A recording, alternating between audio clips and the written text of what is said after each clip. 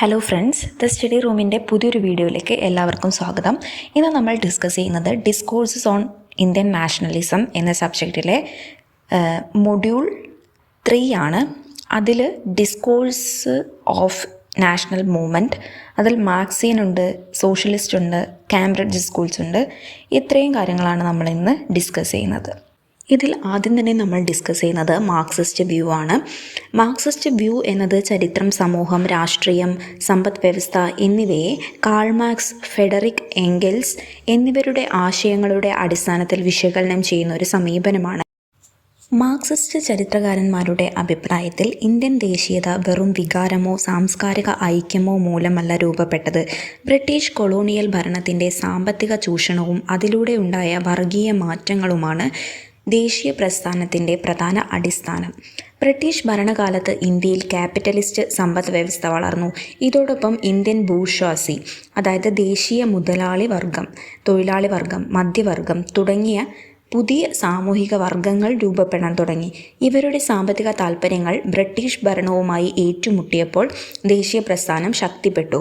Marxist ചരിത്രകാരന്മാർ ദേശീയ പ്രസ്ഥാനത്തെ കൊളോണിയൽ ചൂഷണത്തിനെതിരായ ഒരു വർഗസമരത്തിൻ്റെ ഭാഗം എന്ന നിലയിലാണ് കാണുന്നത്. എന്നാൽ ദേശീയ പ്രസ്ഥാനത്തിൻ്റെ നേതൃത്വം പ്രധാനമായും ബൂർഷ്വാസി വർഗത്തിനായിരുന്നുവെങ്കിലും അതിനാൽ തൊഴിലാളികളുടെയും കർഷകരുടെയും എല്ലാ ആവശ്യങ്ങളും അതിൽ പൂർണ്ണമായി പ്രതിഫലിച്ചില്ലെന്നും അവർ വിമർശിക്കുന്നുണ്ട്. പ്രധാനപ്പെട്ട മാർക്സിസ്റ്റ് ചരിത്രകാരന്മാരെ നോക്കുകയാണെങ്കിൽ എം.എൻ. റോയ് ആദ്യത്തെ വ്യക്തിയാണ്. അദ്ദേഹത്തിൻ്റെ ഇന്ത്യ ഇൻ ട്രാൻസിഷൻ എന്ന പുസ്തകത്തിൽ അദ്ദേഹം പറയുന്നത് ഇന്ത്യ കൊളോണിയൽ കാലഘട്ടത്തിൽ മുതലാളിത്തത്തിലേക്ക് നീങ്ങുകയും ആഗോള മുതലാളിത്തത്തിൻ്റെ പരിധിയിൽ എത്തിയെന്നും അങ്ങനെ ഇന്ത്യയിലെ പ്രബല വർഗങ്ങൾ ഫ്യൂഡൽ പ്രഭുക്കന്മാരല്ല ബൂർഷ്വാസി ആയിരുന്നു എന്നാണ് പറയുന്നത്. അന്താരാഷ്ട്ര മുതലാളിത്തത്തിൻ്റെ വികാസത്തിലെ ഒരു പ്രത്യേക ഘട്ടമായാണ് ഈ പ്രസ്ഥാനം വികസിച്ചത് എന്നാണ് എം.എൻ. റോയ് പറയുന്നത്. അദ്ദേഹം ഒരു കമ്മ്യൂണിസ്റ്റ് പ്രസ്ഥാനത്തിലെ ഒരു വ്യക്തിയായിരുന്നു. അടുത്തതാണ് ബിപിൻ ചന്ദ്ര. ബിപിൻ ചന്ദ്രയുടെ rise and growth of economic nationalism in India എന്നൊരു പുസ്തകമുണ്ട്. 1966 ഈ പുസ്തകം രചിച്ചത്. ഈ പുസ്തകത്തിൽ അദ്ദേഹം പറയുന്നത് ഇന്ത്യൻ ജനതയും ദേശീയവാദികളും തമ്മിലുള്ള ബന്ധം പലപ്പോഴും പ്രശ്നകരമായിരുന്നു. ദേശീയ സ്വാതന്ത്ര്യം കൈവരിക്കുന്നതിനുള്ള പ്രക്രിയ വിപ്ലവകരമല്ല, പരിണാമപരമായിരിക്കുമെന്നാണ് അദ്ദേഹം പറയുന്നത്. ആർ.പി. ദത്തിൻ്റെ ഇന്ത്യ ടുഡേ എന്ന പുസ്തകത്തിൽ അദ്ദേഹം പറയുന്നത് ഇന്ത്യൻ ദേശീയ പ്രസ്ഥാനം കൊളോണിയൽ സാമ്പത്തിക ചൂഷണത്തിനെതിരായ പോരാട്ടമാണെന്നാണ് അദ്ദേഹം വാദിക്കുന്നത്. അടുത്തതാണ് സുമിത് സർക്കാർ. അദ്ദേഹത്തിൻ്റെ ദ സ്വദേശി മൂവ്മെൻറ്റ് ഇൻ ബംഗാൾ 1903 1908 എന്ന ഒരു പുസ്തകമുണ്ട്. ഈ ഒരു പുസ്തകത്തിൽ അദ്ദേഹം പറയുന്നത് മിതവാദ കാലഘട്ടത്തിൽ വൻകിട ബൂർഷ്വാസിയും തീവ്രവാദ കാലഘട്ടത്തിൽ നഗര ബൂർഷ്വാസിയും ആധിപത്യം പുലർത്തിയെന്ന വാദത്തെ അദ്ദേഹം വിമർശിച്ചു. മിത തീവ്രവാദികൾക്കിടയിൽ വ്യക്തമായ ഒരു വർഗവ്യത്യാസം സ്ഥാപിക്കുന്നത് ഇപ്പോഴും വളരെ ബുദ്ധിമുട്ടാണ് എന്നാണ് സുമിത് സർക്കാരിൻ്റെ അഭിപ്രായം. അടുത്ത ഒരു ഹിസ്റ്റോറിയനാണ് A.R. ദേശായി. അദ്ദേഹത്തിൻ്റെ പ്രധാനപ്പെട്ട ഒരു പുസ്തകമാണ് social background of Indian nationalism. 1948 ഈ പുസ്തകം അദ്ദേഹം രചിക്കുന്നത്. ഇതിൽ ഇന്ത്യൻ നാഷണൽ മൂവ്മെൻറ്റിനെ 5 ഘട്ടങ്ങളിലൂടെയാണ് ഇദ്ദേഹം പരിചയപ്പെടുത്തുന്നത്. എല്ലാ ഘട്ടങ്ങളിലും ഒരു സാമൂഹിക വർഗം അല്ലെങ്കിൽ ഗ്രൂപ്പ് ഇന്ത്യൻ നാഷണൽ മൂവ്മെൻറ്റിനെ സപ്പോർട്ട് ചെയ്യുന്നു എന്നാണ് A.R. ദേശായി പറയുന്നത്. അതിൽ ആദ്യത്തെ ഘട്ടമാണ് 1885 കാലഘട്ടം. ഈ കാലഘട്ടത്തിലാണ് നമ്മൾ INC രൂപപ്പെടുന്നത്. അപ്പം ബുദ്ധിജീവികളാണ് ഈ INCയെ പ്രധാനമായും സപ്പോർട്ട് ചെയ്യുന്നത്. അടുത്തത് 1885 മുതൽ 1905 വരെയുള്ള കാലഘട്ടം. ഇത് മിതവാദ കാലഘട്ടമാണ്. അപ്പോൾ മിതവാദികളാണ് ഇന്ത്യൻ നാഷണൽ മൂവ്മെൻറ്റിനെ സപ്പോർട്ട് ചെയ്യുന്നത്. 1905 മുതൽ 1918 വരെയുള്ള കാലഘട്ടമാണ് തീവ്രവാദഘട്ടം. ഈ ഒരു കാലഘട്ടത്തിൽ സ്വദേശി പ്രസ്ഥാനവും അതുപോലെ തന്നെ തീവ്രവാദികളുമാണ് ഈ ഒരു ഇന്ത്യൻ നാഷണൽ മൂവ്മെൻറ്റിനെ സപ്പോർട്ട് ചെയ്യുന്നതെന്നാണ് പറയുന്നത്. അടുത്തത് 1918 മുതൽ 1934 വരെയുള്ള കാലഘട്ടം. ഈ ഒരു കാലഘട്ടത്തിൽ സിവിൽ നിയമലംഘന പ്രസ്ഥാനമാണ് രൂപപ്പെട്ടത്. അപ്പം അവരാണ് ഇന്ത്യൻ നാഷണൽ മൂവ്മെൻറ്റിനെ സപ്പോർട്ട് ചെയ്യുന്നതെന്ന് പറയുന്നു. അടുത്തത് 1934 മുതൽ 39 വരെയുള്ള കാലഘട്ടമാണ്. ഇത് കോൺഗ്രസിൻ്റെ സോഷ്യലിസ്റ്റ് കാലഘട്ടമാണ്, അഥവാ ഗാന്ധി ഘട്ടം എന്നൊക്കെ ഈ ഒരു ഘട്ടം അറിയപ്പെടുന്നുണ്ട്. ഗാന്ധിയൻ ഇറ എന്നൊക്കെ ഈ ഒരു ഘട്ടം അറിയപ്പെടുന്നുണ്ട്. അപ്പം ഇത്രയും 5 പ്രധാന ഘട്ടങ്ങളാണ് AR ദേശായി പറയുന്നത്. ഓക്കെ, അടുത്തതാണ് സോഷ്യലിസ്റ്റ് വ്യൂ. സോഷ്യലിസ്റ്റ് വ്യൂ എന്ന് പറയുന്നത് പ്രധാനമായിട്ടും സോഷ്യലിസ്റ്റ് ചിന്തകരുടെ അഭിപ്രായത്തിൽ ഇന്ത്യൻ ദേശീയത എന്നത് ബ്രിട്ടീഷ് കൊളോണിയൽ ഭരണത്തിനെതിരായ ഒരു രാഷ്ട്രീയ സമരം മാത്രമായിരുന്നില്ല, അത് സാമ്പത്തിക ചൂഷണത്തിനെതിരെയും വർഗാധിപത്യത്തിനെതിരെയും നടന്ന ഒരു പോരാട്ടം കൂടിയായിരുന്നു. അതിനാൽ ദേശീയതയെ അവർ വർഗബന്ധങ്ങളുടെയും സാമ്പത്തിക ഘടനയുടെയും അടിസ്ഥാനത്തിലാണ് വിശകലനം ചെയ്തത്. അപ്പം സോഷ്യലിസ്റ്റ് ആശയവും അതുപോലെ തന്നെ മാർക്സിസ്റ്റ് വ്യൂവും രണ്ടും ഏകദേശം സെയിം തന്നെയാണ്. ഓക്കെ, അടുത്തതാണ് കാംബ്രിഡ്ജ് സ്കൂൾസ്. കാംബ്രിഡ്ജ് സ്കൂൾസിനെ കുറിച്ച് നമ്മൾ ഡിഗ്രി ക്ലാസ്സുകളിലൊക്കെ പഠിച്ചിട്ടുണ്ടാവും. 1960 മുതൽ 1970 വരെ ഉള്ള കാലഘട്ടത്തിലാണ് ഈ കാംബ്രിഡ്ജ് സ്കൂൾസ് വളർന്നു വരുന്നത്. കൊളോണിയൽ ആശയത്തോട് കൂടുതലും ചായ്വ് കാണിക്കുന്ന ഒന്നായിരുന്നു ഈ കാംബ്രിഡ്ജ് സ്കൂൾസ്. കാംബ്രിഡ്ജ് സ്കൂളിൻ്റെ പ്രധാന വക്താവാണ് അനിൽ സീൽ. അദ്ദേഹത്തിൻ്റെ the emergence of Indian nationalism എന്ന പുസ്തകത്തിൽ അദ്ദേഹം പറയുന്നത്, ഇന്ത്യയിൽ ജാതിയും സമുദായവും തമ്മിൽ സംഘർഷം ഉണ്ടായിരുന്നു. എന്നാൽ ക്ലാസും വർഗവും തമ്മിലുള്ള വർഗവും തമ്മിലുള്ള ഒരു സംഘർഷം ഇല്ലായിരുന്നു എന്നാണ് അനിൽ സീൽ അഭിപ്രായപ്പെടുന്നത്. പുതിയ ഉയർന്ന സ്ഥാനത്തിന് വേണ്ടിയിട്ടുള്ള മത്സരമായിരുന്നു ഇവർക്കിടയിൽ ഉണ്ടായിരുന്നത് എന്നാണ് പറയുന്നത്. ഇംഗ്ലീഷ് വിദ്യാഭ്യാസം ഒരു പുതിയ മധ്യവർഗത്തെ സൃഷ്ടിക്കുകയും അവിടെ ഒരു പൊളിറ്റിക്കൽ പ്രാതിനിധ്യം അവർക്ക് വേണമെന്നും അവർ ആവശ്യപ്പെട്ടുകൊണ്ട് വർഗവും തമ്മിൽ പ്രശ്നം ഉണ്ടായിരുന്നില്ല, പകരം ജാതിയും തമ്മിലായിരുന്നു പ്രശ്നം എന്നാണ് കാംബ്രിഡ്ജ് സ്കൂൾ വക്താവായിട്ടുള്ള അനിൽ സീലിൻ്റെ അഭിപ്രായം. അടുത്തൊരു ഭാഗമാണ് മോഡറേറ്റ് ആൻഡ് എക്സ്ട്രീമിസ്റ്റസ്, അതായത് മിതവാദികളും തീവ്രവാദികളും. ഈ ഒരു ഇതിനെക്കുറിച്ചാണ് നമ്മളിന്ന് ഡിസ്കസ് ചെയ്യുന്നത്. മിതവാദികളെ കുറിച്ചിട്ടാണ് സംസാരിക്കുന്നത്, അല്ലെങ്കിൽ മിതവാദ കാലഘട്ടത്തെക്കുറിച്ചാണ് സംസാരിക്കുന്നത്. 1885 മുതൽ 1905 വരെയുള്ള കാലഘട്ടമാണ് മിതവാദ കാലഘട്ടം എന്ന് പറയുന്നത്. ഇതിൽ പ്രധാനമായിട്ടും ഉൾപ്പെട്ടിരുന്നത് എഡ്യൂക്കേറ്റഡ് ആയിട്ടുള്ള മിഡിൽ ക്ലാസ് ആയിരുന്നു, അതായത് വിദ്യാഭ്യാസം ലഭിച്ചിട്ടുള്ള മധ്യവർഗമായിരുന്നു ഇതിൽ ഉൾപ്പെട്ടിരുന്നത്. ഇവർക്ക് വെസ്റ്റേൺ ആയിട്ടും അതുപോലെ തന്നെ ലിബറൽ ആൻഡ് റാഡിക്കലായിട്ടുള്ള തോട്ട്സും ഇവരുടെ ഉള്ളിൽ ഉണ്ടായിരുന്നു. ഇവർ ബ്രിട്ടീഷ് ഭരണത്തെ സ്വാഗതം ചെയ്തു. ഈ ഒരു ഓർഗനൈസേഷന് ഒരു അടിത്തറയുണ്ടാക്കുക എന്നതായിരുന്നു ഇവരുടെ പ്രധാന ലക്ഷ്യം എന്ന് പറയുന്നത്.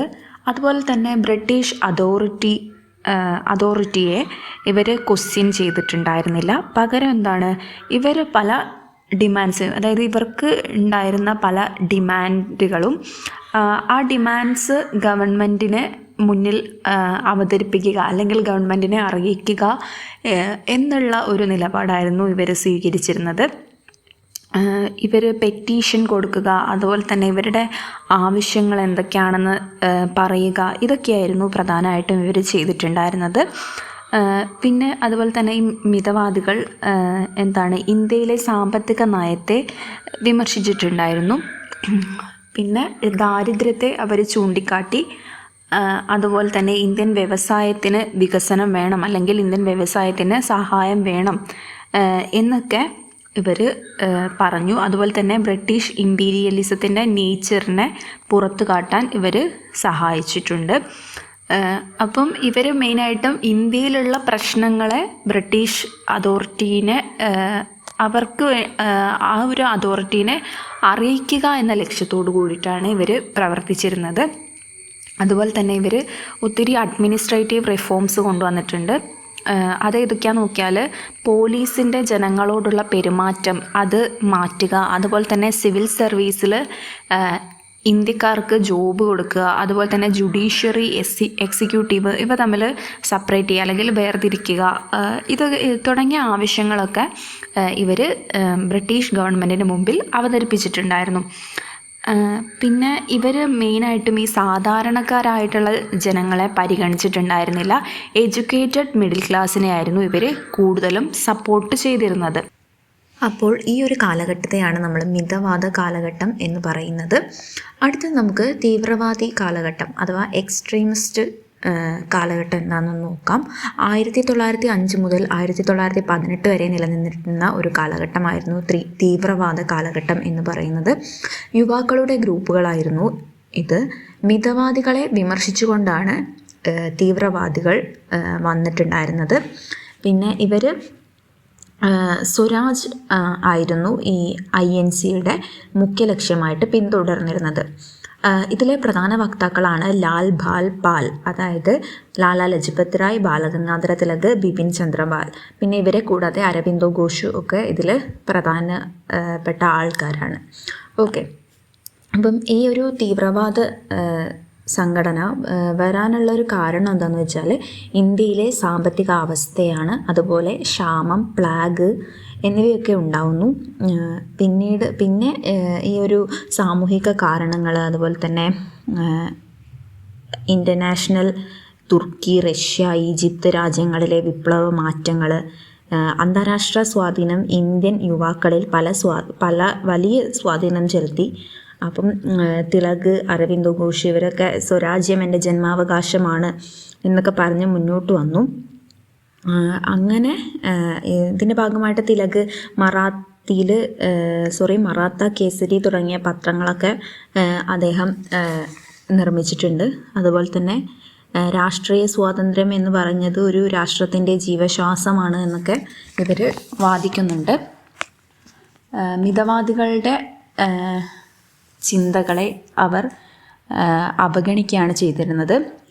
പ്രധാനമായിട്ടും ബോയ്ക്കോട്ട് എന്നൊരു ഇതാണ് അവർ യൂസ് ചെയ്തത്. അതായത് എല്ലാം ബഹിഷ്കരിക്കുക, വിദേശി വസ്ത്രങ്ങളൊക്കെ ഉപേക്ഷിക്കുക, സ്വദേശി ഉൽപ്പന്നങ്ങൾ മാത്രം ഉപയോഗിക്കുക. അതുപോലെ തന്നെ ഇവരിങ്ങനെ പെറ്റീഷൻ നൽകുന്നതായിരുന്നല്ലോ മിതവാദികൾക്കിടയിൽ നിലനിന്നിരുന്നൊരു സമ്പ്രദായം. അത് പെറ്റീഷൻ നൽകുന്നത് ഒഴിവാക്കി. അതുപോലെ തന്നെ നാഷണൽ എഡ്യൂക്കേഷനെ ഇവർ കൂടുതലായിട്ടും സപ്പോർട്ട് ചെയ്തു. പിന്നെ വ്യവസായങ്ങൾക്ക് കൂടുതൽ വളർച്ച ഉണ്ടാകുന്നുണ്ട് ഈ സ്വദേശി ഗുഡ്സൊക്കെ യൂസ് ചെയ്യുന്നതോട് കൂടിയിട്ട്. പിന്നെ അതുപോലെ തന്നെ ഒത്തിരി ഫെസ്റ്റിവൽസ് അതായത് ശിവജി ഫെസ്റ്റിവൽ, ഗണപതി ഫെസ്റ്റിവലൊക്കെ നടത്തുന്നുണ്ട്. ശിവജി ഫെസ്റ്റിവൽ 1895 നടക്കുന്നത്. അതുപോലെ ഗണപതി ഫെസ്റ്റിവൽ 1893 നടക്കുന്നത്. പിന്നെ അതുപോലെ തന്നെ ആൾക്കാരെ ബോധവൽക്കരിക്കുക എന്നുള്ളതൊക്കെ ആയിരുന്നു ഇവരുടെ പ്രധാന ലക്ഷ്യം എന്ന് പറയുന്നത്. അപ്പം ഈ ഒരു സംഘടന പ്രതിഷേധ പ്രസ്ഥാനമായിരുന്നു ഈ ഒരു സംഘടന എന്ന് പറയുന്നത്. അക്രമത്തിൻ്റെ ഒരു ദിനങ്ങളായിരുന്നു ഉണ്ടായിരുന്നത് എന്നൊക്കെയാണ് നമുക്ക് ഇതിലൂടെ മനസ്സിലാക്കാൻ കഴിയുന്നത്. ഇന്ത്യൻ ദേശീയതയുടെ ഫലമായി നടന്ന മറ്റൊരു പ്രധാനപ്പെട്ട പ്രസ്ഥാനമാണ് ഖിലാഫത്ത് പ്രസ്ഥാനം അഥവാ ഖിലാഫത്ത് മൂവ്മെൻറ്റ്. ഈ ഒരു ഖിലാഫത്ത് മൂവ്മെൻറ്റിനെ കുറിച്ച് എക്സാമുകളിലൊക്കെ ചോദിച്ചു കണ്ടിട്ടുണ്ട്. അപ്പോൾ ഖിലാഫത്ത് മൂവ്മെൻറ്റ് എന്ന് പറയുന്നത് ഒന്നാം ലോക മഹായുദ്ധത്തിന് ശേഷം തുർക്കിയിലെ ഭരണാധികാരിയും ലോക മുസ്ലിങ്ങളുടെ ആത്മീയ നേതാവുമായിരുന്ന ഖലീഫയുടെ അധികാരങ്ങൾ പരിമിതപ്പെടുത്താനുള്ള ബ്രിട്ടൻ്റെ ശ്രമങ്ങൾക്കെതിരെ ലോകത്തിൻ്റെ വിവിധ ഭാഗങ്ങളിൽ ഉയർന്നു വന്നതാണ് ഖിലാഫത്ത് പ്രസ്ഥാനം. ഗാന്ധിയുടെ നിസ്സഹകരണ സമരം നടക്കുന്ന അതേ കാലഘട്ടത്തിലാണ് ഇന്ത്യയിൽ ഇത് നടന്നത്. അതിനാൽ ഖിലാഫത്ത് പ്രസ്ഥാനത്തെ ഇന്ത്യൻ ദേശീയ പ്രസ്ഥാനത്തോട് ചേർത്ത് നിർത്തിയതിലൂടെ സ്വാതന്ത്ര്യ സമരങ്ങളിൽ മുസ്ലിങ്ങളുടെ സജീവ സാന്നിധ്യം ഉറപ്പാക്കാൻ ഗാന്ധിജിക്ക് കഴിഞ്ഞു. ഹിന്ദു മുസ്ലിം ഐക്യം ശക്തിപ്പെടുത്തുകയും അതിനാൽ ബ്രിട്ടീഷ് വിരുദ്ധ വികാരം ഇന്ത്യയുടെ മുക്കിലും മൂലയിലും എത്തുകയും ചെയ്തു. മൗലാന മുഹമ്മദ് അലി, മൗലാന ഷൗക്കത്ത് അലി എന്നിവർ ഈ പ്രസ്ഥാനത്തിന് നേതൃത്വം നൽകി. ബ്രിട്ടീഷ് സർക്കാരിന് തുർക്കിയോടുള്ള മനോഭാവം മാറ്റാനും തുർക്കി സുൽത്താനെ പഴയ സ്ഥാനത്തേക്ക് തിരികെ കൊണ്ടുവരാനും നിർബന്ധിക്കുക എന്നതായിരുന്നു ഖിലാഫത്ത് പ്രസ്ഥാനത്തിൻ്റെ ലക്ഷ്യം. ഖിലാഫത്ത് കമ്മിറ്റി ഗാന്ധിയോട് പ്രസ്ഥാനത്തിന് നേതൃത്വം നൽകാൻ ആവശ്യപ്പെട്ടു. ഗവൺമെൻറ് പെരുമാറ്റത്തിനെതിരെ പ്രതിഷേധിക്കുന്നതിനായി അഹിംസാത്മകമായ നിസ്സഹകരണ പരിപാടി ഗാന്ധിയുടെ നേതൃത്വത്തിൽ ആരംഭിച്ചു. ഖിലാഫത്ത് വിഷയത്തിലും ബ്രിട്ടീഷ് സർക്കാരിന് വാഗ്ദാനം പാലിക്കുന്നതിൽ പരാജയം സംഭവിച്ചിട്ടുണ്ടായിരുന്നു. അടുത്തൊരു ടോപ്പിക്കാണ് women representation and gender consciousness എന്ന ടോപ്പിക്ക്. അതായത് ഇന്ത്യൻ ദേശീയ പ്രസ്ഥാനത്തിൽ അല്ലെങ്കിൽ നാഷണലിസത്തിൽ ഇന്ത്യൻ സ്ത്രീകളുടെ പങ്ക് എന്താണ് എന്നുള്ളതാണ് ഇവിടെ ചർച്ച ചെയ്യുന്നത്. സ്ത്രീകൾ ഈ ഒരു പ്രസ്ഥാനത്തിലേക്ക് വരുന്നത് 1817 കാലഘട്ടത്തിലാണ്. പ്രധാനമായിട്ടും ഒത്തിരി സ്ത്രീകൾ ഈ ഒരു പ്രസ്ഥാനത്തിൽ പങ്കെടുത്തിട്ടുണ്ട്. അപ്പോൾ നമുക്ക് ഓരോരുത്തരായിട്ട് നോക്കാം. ആദ്യം തന്നെ ഭീമാബായ് ഹോൾക്കറാണ്. ഇവർ ബ്രിട്ടീഷ് കേണൽ മാൽക്കമിനെതിരെ ധീരമായിട്ട് പോരാടി ഗൊറില്ല യുദ്ധത്തിൽ പരാജയപ്പെടുത്തുകയും ചെയ്തിട്ടുണ്ട്.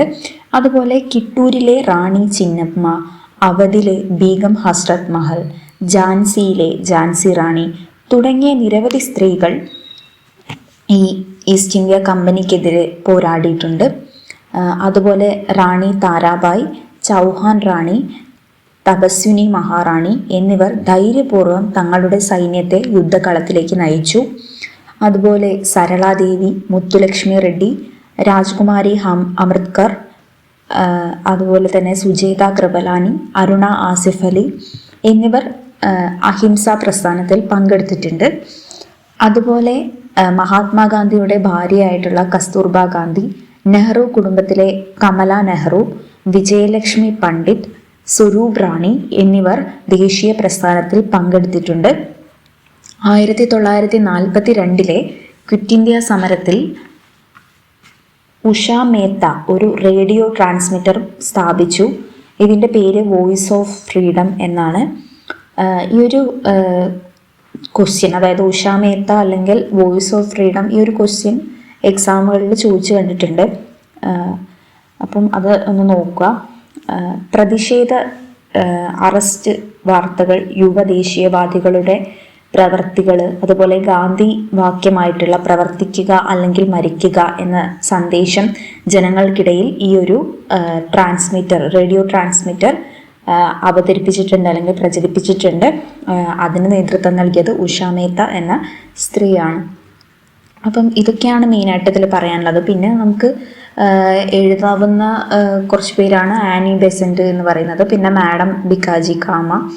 അതൊക്കെ ആനി ബെസന്റ് ഈ ഒരു ഇന്ത്യൻ നാഷണൽ കോൺഗ്രസിൻ്റെ പ്രവർത്തനങ്ങളിലൊക്കെ വളരെയധികം പങ്കുവഹിച്ചിട്ടുണ്ട്. അങ്ങനെയുള്ള കാര്യങ്ങളൊക്കെ നമുക്ക് എഴുതാവുന്നതാണ്. ഓക്കെ, ഈ ഒരു മൊഡ്യൂളിലെ ലാസ്റ്റ് ടോപ്പിക്കാണ് Dalit movements and subaltern discourses എന്ന ഭാഗം. ഈ ഒരു ഭാഗം എക്സാമിന് വളരെ കൂടുതലായിട്ട് ചോദിച്ചതായിട്ട് കണ്ടിട്ടുണ്ട്. പ്രത്യേകിച്ചും സബാൾട്ടൺ ഡിസ്കോഴ്സസ് ഒക്കെ പ്രത്യേകിച്ചും ചോദിക്കാറുണ്ട്. അപ്പോൾ നമുക്ക് ആദ്യം തന്നെ ദളിത് മൂവ്മെൻറ്റ്സ് എന്താണെന്ന് നോക്കാം. ദളിത് പ്രസ്ഥാനങ്ങൾ എന്നത് ഇന്ത്യൻ സമൂഹത്തിലെ അസ്പൃശ്യത, ജാതി വിവേചനം, സാമൂഹിക അസമത്വം എന്നിവയ്ക്കെതിരെ ദളിത് സമൂഹം നടത്തിയ സാമൂഹിക, രാഷ്ട്രീയ, സാംസ്കാരിക പ്രസ്ഥാനങ്ങളാണ്. ഇവയുടെ പ്രധാന ലക്ഷ്യം ദളിതരുടെ സമത്വം, വിദ്യാഭ്യാസം, രാഷ്ട്രീയ പ്രാതിനിധ്യം, മനുഷ്യാവകാശങ്ങൾ, സാമൂഹിക നീതി എന്നിവ ഉറപ്പാക്കുക എന്നതായിരുന്നു.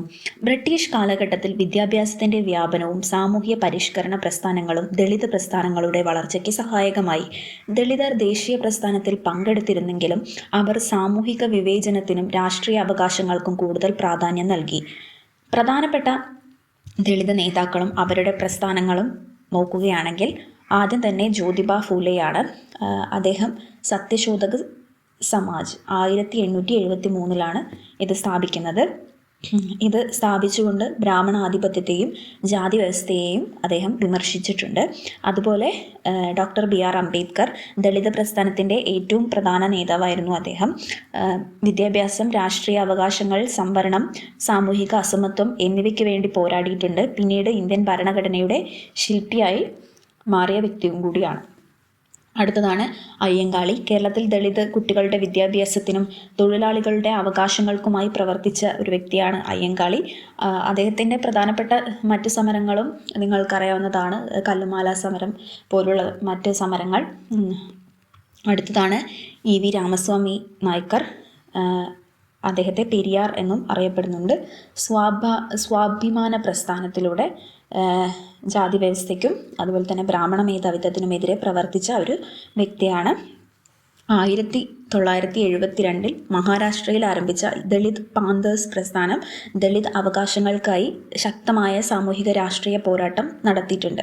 അപ്പം ദളിത് പ്രസ്ഥാനത്തിൻ്റെ പ്രാധാന്യം നോക്കുകയാണെങ്കിൽ ഇന്ത്യയിൽ ദളിത് പ്രസ്ഥാനങ്ങൾ ഇന്ത്യൻ ജനാധിപത്യത്തിൽ സാമൂഹിക നീതി, സമത്വം, സംവരണം, മനുഷ്യാവകാശം എന്നീ ആശയങ്ങൾ ശക്തിപ്പെടുത്തി രാഷ്ട്രീയ സ്വാതന്ത്ര്യം മാത്രം പോരെന്നും സാമൂഹിക സ്വാതന്ത്ര്യവും അനിവാര്യമാണെന്നും ഈ പ്രസ്ഥാനങ്ങൾ ചൂണ്ടിക്കാട്ടുന്നുണ്ട്. അടുത്തതാണ് സബാൾട്ടൺ സ്റ്റഡീസ്. സബാൾട്ടൺ എന്ന പദത്തിൻ്റെ അർത്ഥം സമൂഹത്തിൽ അധികാരത്തിൽ നിന്ന് അകറ്റി നിർത്തപ്പെട്ടവർ, പാർശ്വവൽക്കരിക്കപ്പെട്ടവർ, അടിച്ചമർത്തപ്പെട്ടവർ എന്നൊക്കെയാണ്. ദരിദ്രർ, ദളിതർ, ആദിവാസികൾ, കർഷകർ, തൊഴിലാളികൾ, സ്ത്രീകൾ തുടങ്ങിയവരെ പൊതുവെ സബാൾട്ടൺ വിഭാഗങ്ങളായിട്ട് കണക്കാക്കപ്പെടുന്നു. ഈ ആശയം ആദ്യം ഇറ്റാലിയൻ ചിന്തകനായിട്ടുള്ള ആന്റോണിയോ ഗ്രാംഷി ആണ് ഉപയോഗിക്കുന്നത്. പിന്നീട് ഇന്ത്യയിൽ ചരിത്ര പഠനത്തിൽ ഇത് വികസിച്ചത് രണജിത് ഗുഹയുടെ നേതൃത്വത്തിലുള്ള സബാൾട്ടൺ സ്റ്റഡീസ് ഗ്രൂപ്പായിരുന്നു. അപ്പം എന്താണ് സബാൾട്ടൺ സ്റ്റഡീസ് എന്ന് നോക്കുമ്പോൾ 1982 മുതൽ ആരംഭിച്ച ഒരു ചരിത്രരചനാ സമീപനമാണ് സബാൾട്ടൺ സ്റ്റഡീസ്. ഇതിൻ്റെ പ്രധാന വാദം ഇന്ത്യൻ ചരിത്രവും ദേശീയ പ്രസ്ഥാനവും ഇതുവരെ പ്രധാനമായും മേലാളവർഗത്തിൻ്റെയും ദേശീയ നേതാക്കളുടെയും കാഴ്ചപ്പാടിൽ എഴുതപ്പെട്ടുവെന്നാണ്. എന്നാൽ സാധാരണ ജനങ്ങൾക്കും സ്വന്തം രാഷ്ട്രീയ ബോധവും ചരിത്രവും ഉണ്ടായിരുന്നുവെന്ന് ഈ പഠനങ്ങൾ വാദിക്കുന്നുമുണ്ട്. അപ്പം ഇതിൻ്റെ പ്രധാന ചിന്തകർ ആരൊക്കെയാ നോക്കുകയാണെങ്കിൽ രണജിത് ഗുഹ, പാർത്ഥ ചാറ്റർജി, അതുപോലെ തന്നെ ഷാഹിദ് അമീൻ, ഡേവിഡ് ഹാർഡിമാൻ എന്നിവരാണ്. പിന്നെ ഈ സബാൾട്ടൺ സ്റ്റഡീസിൻ്റെ പ്രധാന ആശയങ്ങൾ നോക്കുകയാണെങ്കിൽ ചരിത്രത്തിൽ സാധാരണ ജനങ്ങളുടെ പങ്ക് ഉയർത്തിക്കാട്ടുന്നു, ദേശീയ പ്രസ്ഥാനം നേതാക്കളുടെ മാത്രം പ്രസ്ഥാനമല്ലെന്ന് വാദിക്കുന്നു, കർഷകരുടെയും തൊഴിലാളികളുടെയും ദളിതരുടെയും ആദിവാസികളുടെയും ചെറുത്തുനിൽപ്പുകൾക്ക് പ്രാധാന്യം നൽകുന്നു, അധികാര കേന്ദ്രങ്ങളിൽ നിന്ന് അല്ല താഴെ തട്ടിലുള്ള ജനങ്ങളുടെ അനുഭവങ്ങളിൽ നിന്നാണ് ചരിത്രം എഴുതേണ്ടതെന്ന് പറയുന്നുണ്ട്. ഇനി ഇവർക്ക് നേരിടേണ്ടി വന്നിട്ടുള്ള വിമർശനങ്ങളാണ് നോക്കുന്നത്. ദേശീയ ഐക്യത്തെ കുറച്ചു കാണിക്കുന്നു എന്ന വിമർശനമുണ്ട്. അതുപോലെ വർഗം, ജാതി, പ്രദേശം തുടങ്ങിയ വ്യത്യാസങ്ങൾക്ക് അമിത പ്രാധാന്യം നൽകുന്നു എന്നതാണ് ചില ചിന്തകന്മാരുടെ അഭിപ്രായം. അതുപോലെ സാമ്പത്തിക ഘടകങ്ങൾക്ക് വേണ്ടത്ര പ്രാധാന്യം നൽകിയില്ലെന്നും ചില മാർക്സിസ്റ്റ് ചരിത്രകാരന്മാർ വിമർശിക്കുന്നുണ്ട്. അപ്പം ദളിത് പ്രസ്ഥാനങ്ങളും സബാൾട്ടൺ സ്റ്റഡീസും ഇന്ത്യൻ ചരിത്ര രചനയിൽ വലിയ മാറ്റം വന്നിട്ടുണ്ട്. സ്വാതന്ത്ര്യ സമരത്തിൻ്റെ ചരിത്രം ദേശീയ നേതാക്കളുടെ കഥ മാത്രമല്ലെന്നും ദളിതർ, ആദിവാസികൾ, കർഷകർ, തൊഴിലാളികൾ, സ്ത്രീകൾ തുടങ്ങിയ പാർശ്വവൽക്കരിക്കപ്പെട്ട ജനങ്ങളുടെ പോരാട്ടങ്ങളും ഇന്ത്യൻ ദേശീയതയുടെ അവിഭാജ്യ ഘടകങ്ങളാണെന്നും ഇവ വ്യക്തമാക്കുന്നുണ്ട്.